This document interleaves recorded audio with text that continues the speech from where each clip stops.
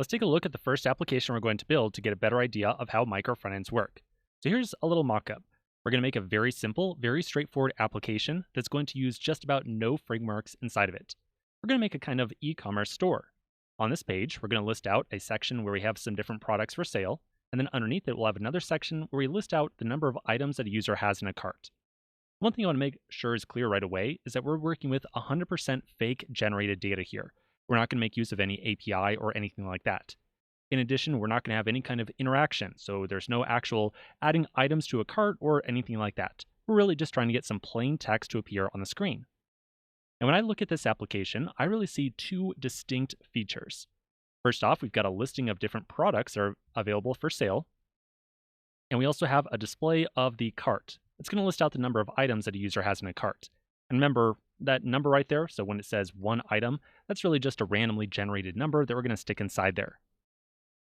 So when we notice right away that we've got two distinct features, we might decide if we were making some kind of monolithic style application to do something like this.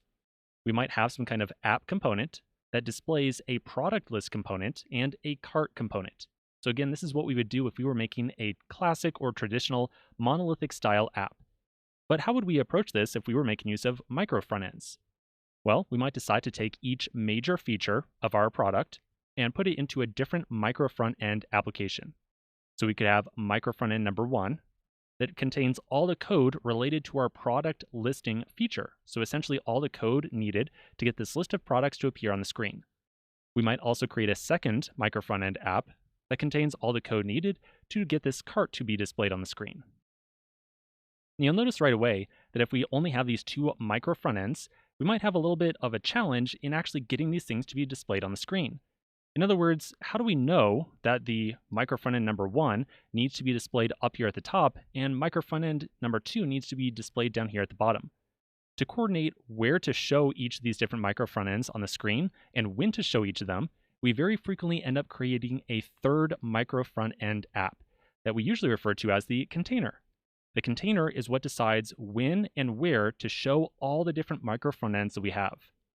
So to build up this little fake e-commerce store, we're going to end up making 3 small projects. We're going to make this container app. We're going to make micro front end number 1 to show a listing of products and micro front end number 2 to show the cart. We're going to decide when and where to show each of these micro front ends by adding in a little bit of logic to this container application. So let's get started on putting this all together in the next video.